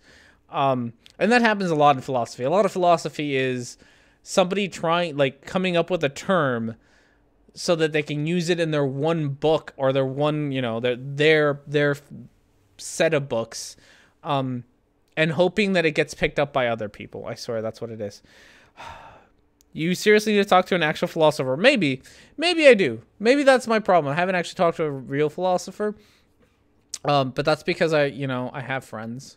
I don't know. I'm being mean to philosopher. I think there's more mods than ordinary chatters here. I feel left out. I know, right? Everyone's a mod. Philosophy is useful for analyzing why a person thinks the way they think. How do I respond to that? Yes, I mean, you're not wrong. You're not wrong. You're not wrong, right? Like it is actually I do like the Socratic method. I think it's very useful. I think it is a very good way of making people and yourself question what you believe, right? Like I shit on philosophy a lot because I see a lot of it be nothing more than labeling, but that doesn't mean that good things haven't come out of philosophy. I think logic is great. I think I guess it's what you wanna focus on. So in college I took logic and I took intro to philosophy. Those were the only two philosophy classes that I took. Logic was great. It teaches you a lot about, again, logic, how to build a syllogism, and all that nonsense. And philosophy, intro to philosophy taught me a lot about fallacies, ad hominems, false equivalencies, and all that stuff, right? And that's not necessarily a problem to have that. To know those things. The problem is that once you start getting into a whole lot of philosophy, it's about sitting around finding a way to label something and then getting bitchy that people don't use that label. And I feel like I'm going to be a dick for talking about it. I am avoiding the video. It's true. If a man speaks in the woods and there is no woman around to hear him, is he still wrong? Oh no, I shouldn't have read that one out loud. Pre-suppers try at trolling via philosophy. They do. I hate philosophy. Look at Mr. I hate philosophy. I always hate philosophy. That I've never been shy about saying how much I dislike philosophy. I don't. It's never been a thing that I liked. And again, I haven't liked it since college. It's been one of my friends was getting a philosophy major in college, and we had this debate a lot about how useless philosophy is because of the fact that you sit around. You really need to talk to an expert. Maybe I do. I don't know. But like, you sit around and label things, and I don't find labeling things to be particularly useful. And more importantly, I think more importantly, you sit around and label things, and then you get pissy that people don't use the labels that you've given things, right? Like, you can't just let it, like, I do this all the time where I don't use the proper words for things, and I ask you all for the proper words for things. but it doesn't mean that I can't communicate with you clearly, right? Like personification is a good example of that we had earlier, where I could describe exactly what I was talking about, the, you know, humanizing something that isn't human. Personification. And I didn't know the word of it. And yet we didn't have a big, like, everything didn't fucking fall apart because I didn't know the term personification. We could talk about it and we could move on with life. Philosophy isn't like that. Philosophy is, you know the term and you use it exactly as that term is, or we're going to sit around and have a 2-hour discussion about how the term that you are using is incorrect. And maybe that's pop philosophy, and maybe I'm wrong about what philosophers do, but that's the perception of philosophy that I have. From pop philosophers, maybe from spending a little bit too much time on YouTube and listening to pop philosophers talk about philosophy. So that's not what it is. All right. So Micro, find me a real philosopher, someone who's got a degree in philosophy, and I will talk to them. I'm not like I'm opposed to talking to. I don't know anybody who's got a degree in philosophy for me to talk to. Most of the people that I interact with have degrees in psychology, just because that's who I talk to, or computer science, because that's who I talk to. But if you can, either a YouTuber who actually has a degree in philosophy, or on Twitter's or somewhere where I can interact with them that has a thing on philosophy, I will gladly talk to them about that. But for now, that's my feelings about philosophy. I think it's a waste of time and you shouldn't be doing it. So that's me. Everything you knew about philosophy I learned from the Hitchhiker's Guide to the Galaxy. I haven't actually read the book. I watched the movie, but I haven't read the book. I should read the book. I think I own it. I own a lot of philosophy books too. Like, it's not like I own Unfortunately I Need to Travel, Gary Edwards. Okay, I will look up Gary Edwards. I will write down that thing. Like, I know I have Plato's Republic. I have Gorgias by Socrates? No. Yes? No, I have Gorgias. I have a bunch of I have a degree in, like, side philosophy, which is why I make fun of it so much. So it's not like I don't have philosophy books.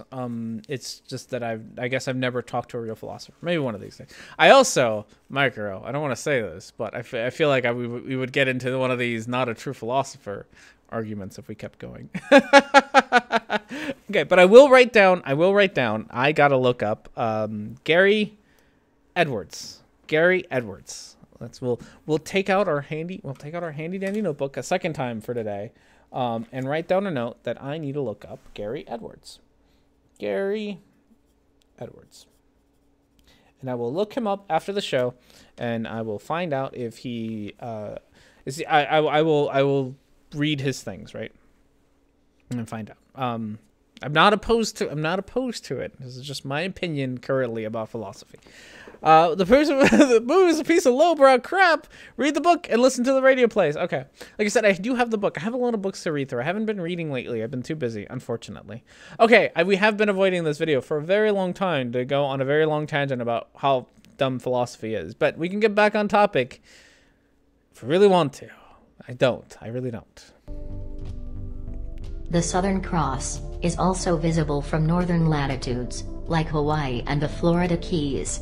If we were on a ball, the southern stars could not be visible from the north.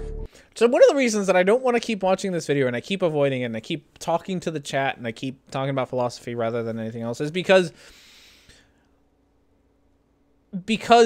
this doesn't sorry, I hate some spicy food and my nose is running.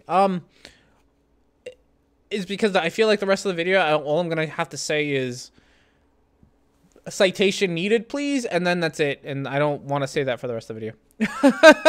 Like, just making shit up, right? Like, let's move to dumber things. Like, that's what I'm gonna say the whole time is just, you know, you can't, and you don't have evidence that you can. So that's my problem. Just say it. World history doesn't know anything about the subject at all. He does clearly world history official. You don't, because you haven't shown me evidence of it. You just wait. You can't handle spicy food. What kind of Mexican are you? No, I can. It's just my nose gets runny. I mean, I ate it. I'm fine. It's not that I can't handle it. Your nose still runs when you. biology. Okay, we'll try a little bit more. God, I don't want to. Southern Star Trails. Southern stars seem to move in an opposite direction from the northern ones. There's basically two schools of thought on this. One is that refraction causes them to appear to move in the opposite direction, as if seen through water, that is, the waters above the firmament. This fascinating video illustrates the concept perfectly.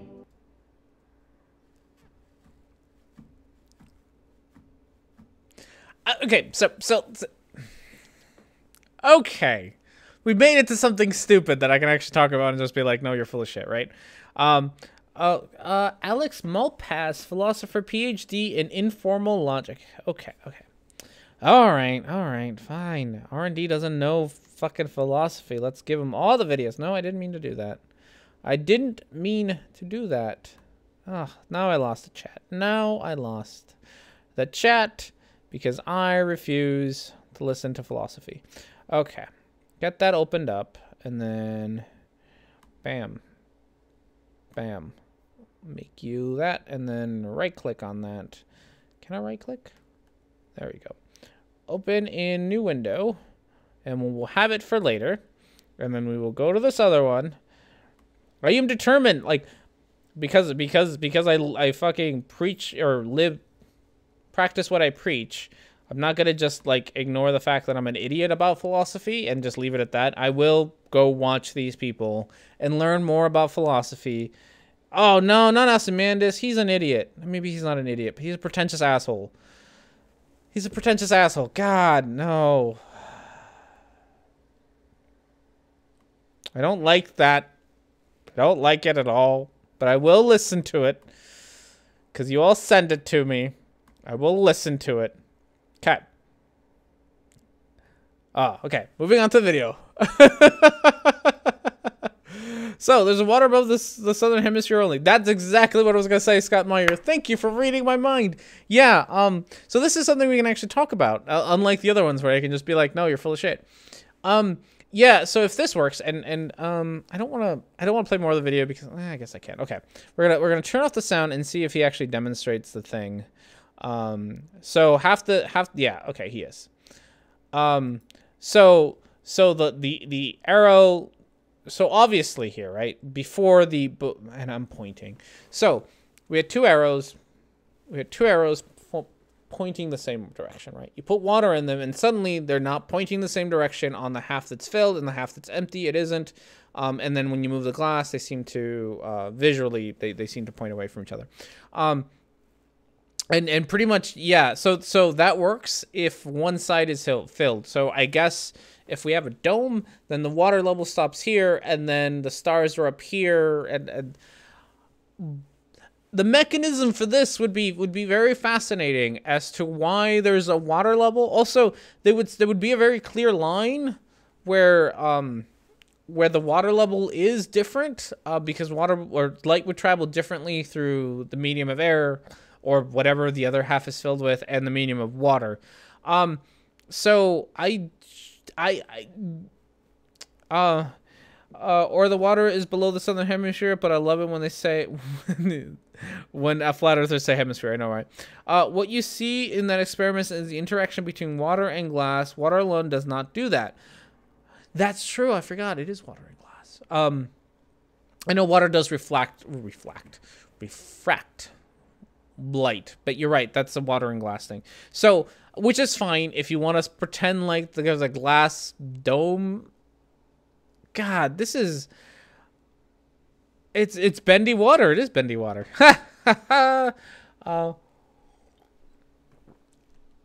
This doesn't actually explain anything in the way that you think it does, right? Like, you think that this is an answer, but what you've done is you've created more questions than it actually genuinely answers, to say that it's water. One of the questions is it, I guess, like the dome is only halfway full to make it do this so that the stars are spinning in opposite directions, which would be one thing, which would be weird, but then why can't we see the water line or whatever? Is the firmament made out of glass? In which case, how come any I don't know if you know what living under glass would be like, but it'd be weird. Also, you have no evidence for it being glass of any shape or form. You're just making shit up about glass. Like, this explanation doesn't actually explain anything. It just gives us more questions that you have to now answer. The dome is half empty. We are pessimists. We are flat Earth pessimists, I suppose. It's, yeah. So you'd have to now you have to demonstrate that somehow there's a glass dome over us, or a glass wall, or whatever. Something you now have to demonstrate a whole lot more to us by giving us this explanation. And it really doesn't actually answer the question as much as it gives us more questions. That's what you've done. So yay.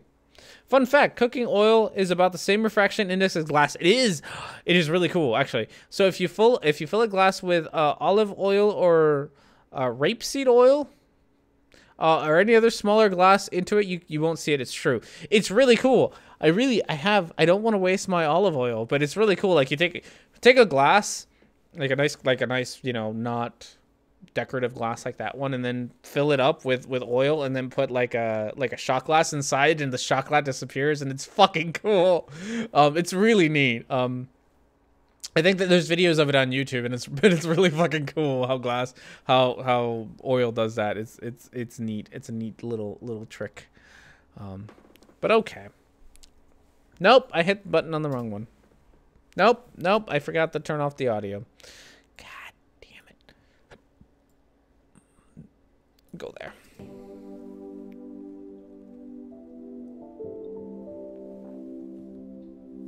The second idea is that we have 2 points of rotation, one in the north, and one in the south, like 2 cogs in a timepiece.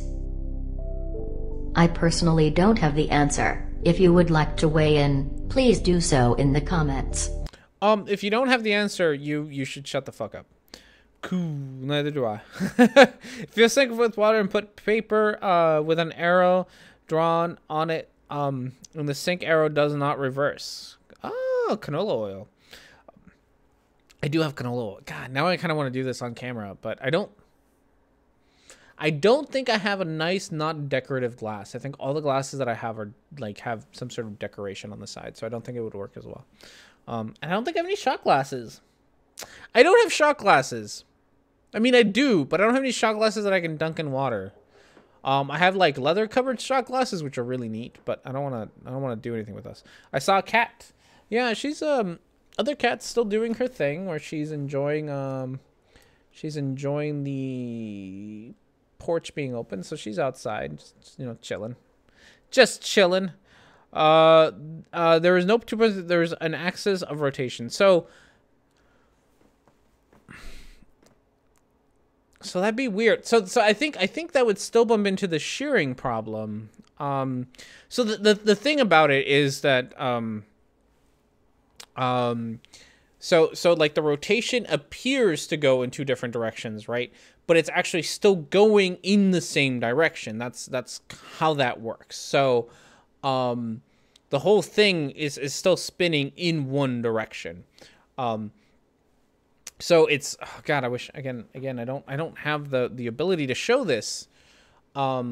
It's just that if you were at the equator and you look north, it would look like to you that it's spinning counterclockwise, right? Counterclockwise in the north, clockwise in the south, maybe, don't know. It would look like it's going one way, and then when you turn around, it'll look like it's going the other way. But it doesn't actually mean that the stars are literally physically turning in opposite directions. They are turning in the same direction. It's just that the observer is facing 2 completely different directions, making them look like counterclockwise north, clockwise south. Yes, got it on the first try. So it looks like they're moving in opposite directions, but they're not actually moving in opposite directions. What World History Official is saying is that the stars are literally moving in opposite directions, which in order to make that happen, it would mean that if you look at the equator, if you look at the equator, you would notice a shearing where we're right with the cat's not there anymore, so we can look at R&D trying to explain these things. It would look like, let's get you, oh my goodness. It would look like one half is going the other way. So you have this shearing where the stars would if you were looking at this middle part would be going in opposite directions, and that is not at all what we see. If you look at star trails of the equator where the two stars meet, they're both going in the same direction. They're both still going this way. And what she would say would involve them, you being able to see one set of stars moving in one direction and one set of stars moving in the opposite direction just to make it work. And it would be dumb. And that's not how it works. So no, you know. So that one's actually stupider than the other one. You said a lot of stupid things there. I'm gonna die now. Oh God. We'll go this way. To summarize, Constellations debunk the globe. To summarize, you have just pulled things out of your ass. You did not demonstrate a thing at all remotely. You made a bunch of claims about where you can see stars and where you can't, which you have not backed up. And you're just blatantly wrong about, like, seasonal stars, about where you can see Orion from. You didn't actually even explain the Orion thing all that well. I still don't understand what you mean by it can be seen everywhere on Earth. Like everyone on Earth can see it at some point during the day, which again isn't necessarily impossible. If it's on the equator, then maybe at the northernmost points you wouldn't be able to see it, but anywhere else you still could. So I don't entirely understand.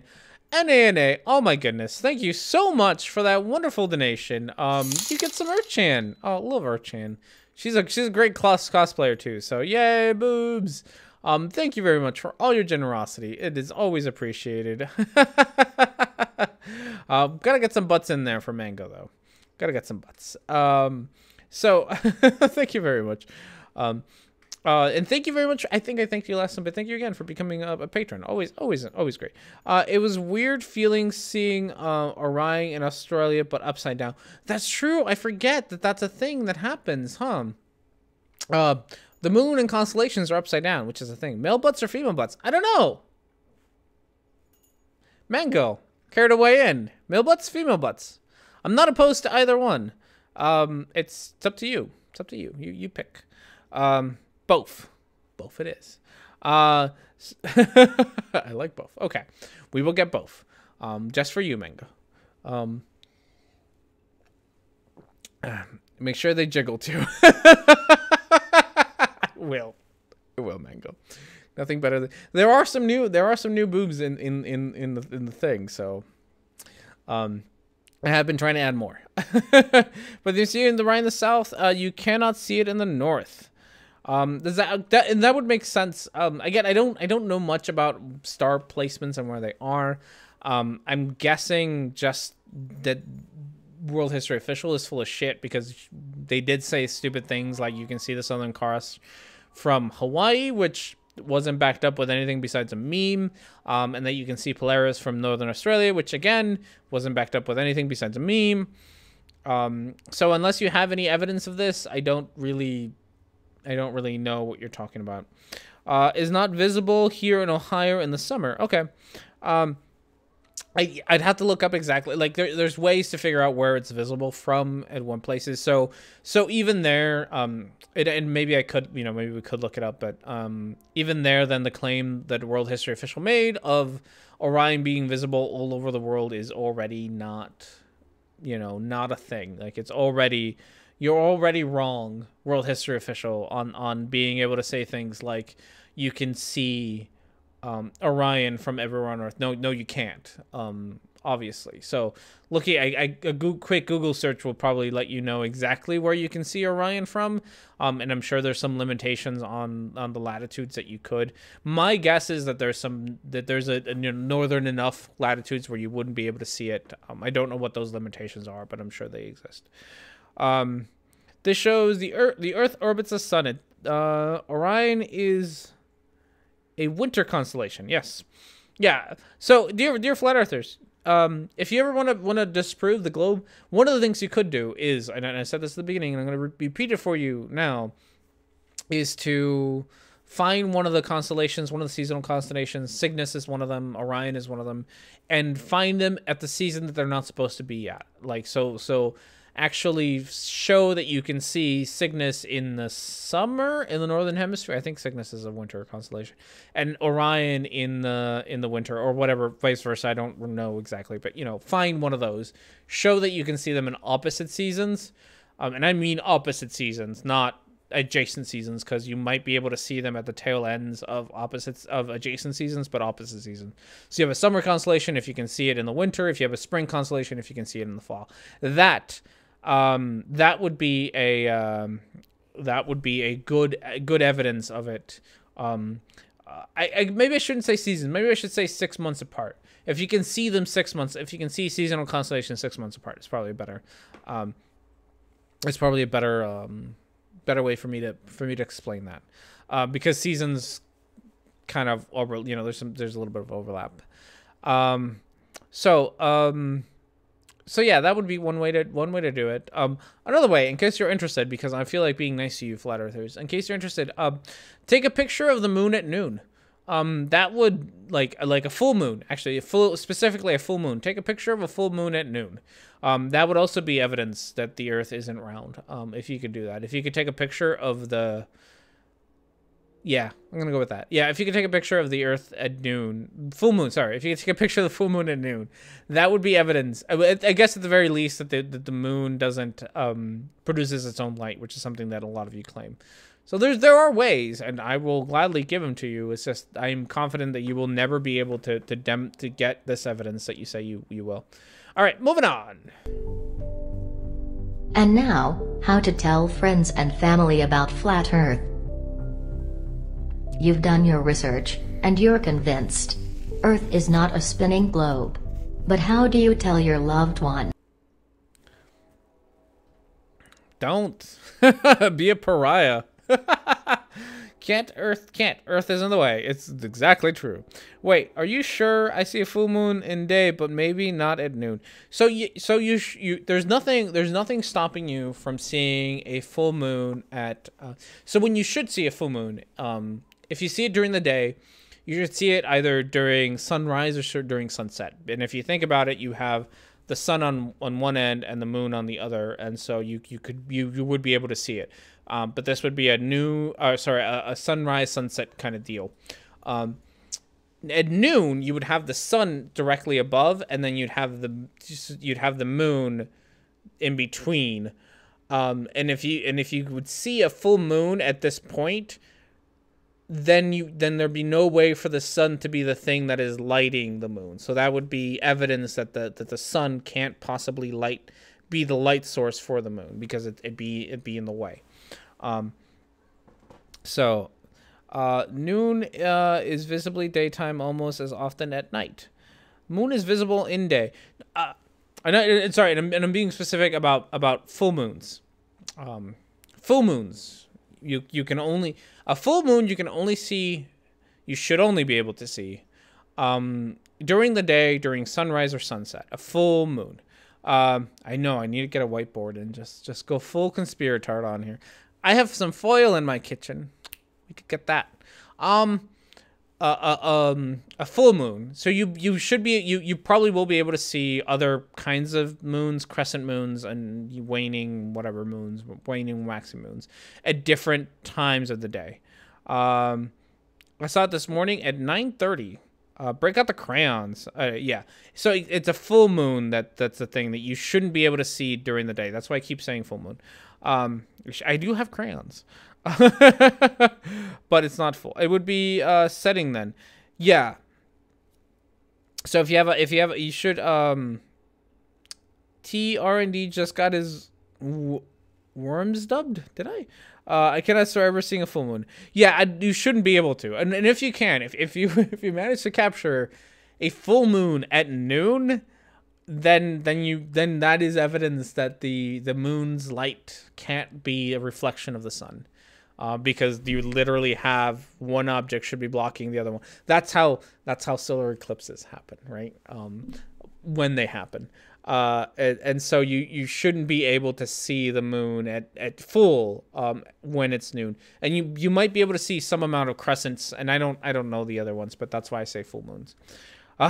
Waking Moon was my stripper name. That's a great. I think Wanking Moon. I think Waking Moon should be your stripper name. I'd be okay with that. Waking Moon. Why not? I like that one better. I guess we'll try to. I don't know. Do we want to find out how to tell your family members you're a flat earther? Coming out stories. Oh my goodness. A few things that have worked for others. Go slowly. When you share about flat Earth, some people get very emotional. The globe Earth lie touches something deep inside them, and they can get angry and upset. Sometimes, their cognitive dissonance kicks into high gear. They might attack you verbally. Don't attack them back. Stay calm. So this is I have always used moon in daylight against FE who say the sun and moon are opposite sides. So again, you can see the moon during the day, right? And you can see it pretty high up in the sky during the day. It's just what kind of moon that matters. So if you want to, so it just depends on what kind of moon. Okay, drink. What are we drinking too? Wooden Toad. Just drinking in general. The glow earth light touches something deep inside them. Somebody put that on the quote book. the quote channel. Because I've now said it. It touches something deep inside them. God, I can't. I should wiggle my eyebrows on camera. Oh goodness. Okay. The Aurora along with how to tell your family you're a neo-Nazi. Oh goodness. Oh man, we made it to Nazis in this video. Oh, shit. Okay. So the glow of Earth touches on something. So I will say this: if because people get angry at all sorts of things. Let's have a conversation about politics. This happened to me, and I kind of tweeted about it a little bit. Where I had a conversation with a very conservative friend of mine over drinks about Medicare for all. And it was one of the stupidest conversations I've ever had with a conservative about something ever. And it was very, very silly. But at some point, he genuinely just said, I don't want to talk to you anymore. He bought me a drink later, so we're fine. But for a little while there, he wasn't talking to me. And there are definitely subjects that get people's panties in a twist. And this isn't exclusive to conservatives. This is, liberals do this too. Fucking everybody does this. This isn't, I bring up the conservative thing because that's my friend, right? But this isn't exclusive. I've done it before. I've gotten super angry about, when I was younger, especially about like things like unions and stuff. And I've gotten unnecessarily upset about them. And the problem is, it's not that you shouldn't be upset, right? Like some people say really stupid shit, and it's upsetting how stupid their nonsense is, and that's not the problem that you get upset. The problem is that a lot of people view you getting upset as a victory for them or as a loss for you, one or the other. And it has nothing to do with whether what somebody said, like somebody can make a really stupid argument that makes you really upset, and the fact that you got upset and makes them think that they won, but that's not actually the thing. Like you could just be upset at how stupid it is rather than the fact that you got put into a corner and you don't know how to answer it. It's just that they just said something real stupid. And that's happened to me a whole lot before. I try not to get upset. So for future, if you are talking to a flat earther or you're having or honestly a discussion about anything, unfortunately try to control your emotions, even if it is something emotional, because people see that as a victory for themselves rather than the fact that maybe what they said is so ridiculous that the only way to react to it is just get angry about it. Oh, don't get me started on that insanity. Trying to be reasonable people to realize the insurance is a scam and other developed nations have universal health care. Yeah, no, that's so quick summary of the conversation in case you want to know, because it's fucking hilarious. We were talking actually, so the conversation started with the pipe bombs that were sent to a bunch of not liberal, I shouldn't call them liberal, a bunch of Democrats in the country. In case you don't know, like George Soros got one, Hillary Clinton got one, Obama got one, Elizabeth Warren got a bomb in their fucking house because conservatives are fucking nuts. I shouldn't say that either, but because a conservative was fucking nuts, they got bombs, and so that's where that started. And then we started talking about universal healthcare, and the conversation literally went with what do you think? I think that, we should work on universal healthcare. And he's like, well, we couldn't make that work in the U.S. And I was like, well, why not? It's like, well, it's just, it's big country. I'm like, well, there's a lot of countries who have figured it out. And he's like, oh, give me an example of a big country that's figured it out. I was like, oh, Germany's figured it out. He's like, well, Norway has high taxes. And I was like, yes, I didn't say Norway, I said Germany. And he's like, well, I mean, Norway is used by liberals as an example of, great healthcare. It's like, that's fine, but I said Germany, I didn't say Norway. It's like, well, I mean, then why do you all bring up Norway all the time? It's like, I didn't. You brought up Norway. I brought up Germany. It's like, well, Germany isn't a socialist country. It's like, I know it's not a socialist country. And then he's like, well, what did it go to? And then it went to Venezuela, because it always goes to Venezuela. And then after that, it went to, he said something about, like, Britain has outlawed memes, which I'm not sure if it has or not. Like, maybe, I don't know, but I was like, I don't care about memes. I care about universal healthcare. And it was just the most ridiculous conversation where he kept trying to bring up other things. So, and then at the end of that, that conversation kept going, and we actually started talking about, since we're talking about this conversation, one of the things that I brought up, was the fact that, what did I bring? Oh, so I brought up the fact. So we started talking about politicians, and he's like, it's like he said something along the lines of, politicians should be fighting for the will of the people, not what their donors, the big money is paying them for. And I was like, yeah, sure, I agree with that. Politicians should be working for the people, not for the big donors. So why aren't they pushing for universal healthcare, which is like approved by like 70% of the U.S. Because there's been studies on this and surveys asking, whether you approve of universal healthcare, and like 70% of the country does. And then it went into like, oh, that's just a survey. You can't listen to surveys. And then it got into this whole like conversation about how do we distinguish a good survey from a bad survey. And he kept saying things like, use your own judgment. I was like, that doesn't tell me anything, because my judgment could be bad. Like, tell me some things that I could look at that might tell me what's a good study, what's a good survey.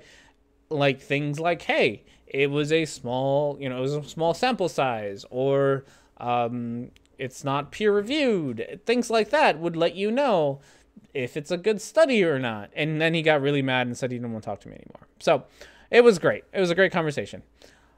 I don't know where that went. Yeah, but don't get mad about things. Unfortunately, even though you should sometimes get truly upset about the stupid shit that happens in the world. And I understand the emotional impact of a lot of the stupid shit that happens in the world.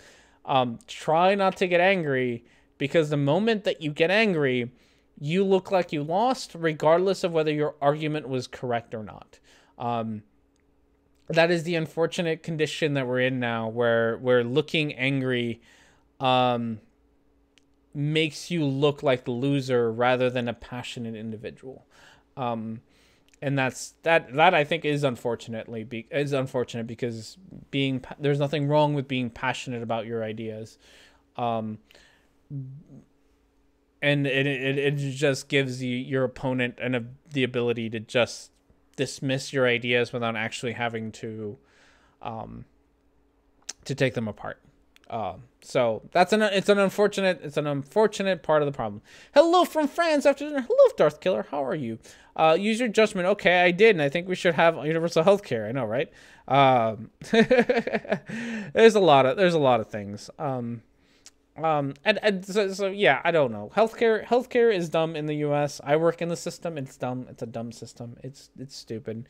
We should have universal healthcare. I'm okay with universal healthcare. I'm also okay with not banning memes. I'm not sure if that's a thing that actually happened or if that's a a Breitbart headline or not. But don't ban memes. That's dumb. Okay. I think we're gonna call it an end there. We've been going pretty long and hard today. And my OBS is crashing. Yeah, we're gonna call it an end there, I think, for today. Thank you all very much for showing up. Shapes of the Ceiling, healthcare in the U.S. is the best in the world. You just have the best opportunity at awesome healthcare in the world. It is very good healthcare if you can afford it. That's the problem. Okay, thank you very much, everybody, for showing up. I greatly appreciate it. Thank you, NANA, for your wonderful Super Chat donation. Always appreciated. You all very awesome individuals. Thank you all. Have yourselves a wonderful weekend. I will hopefully have a video out. No promises, though. I will hopefully have a video out. I will see you all next time.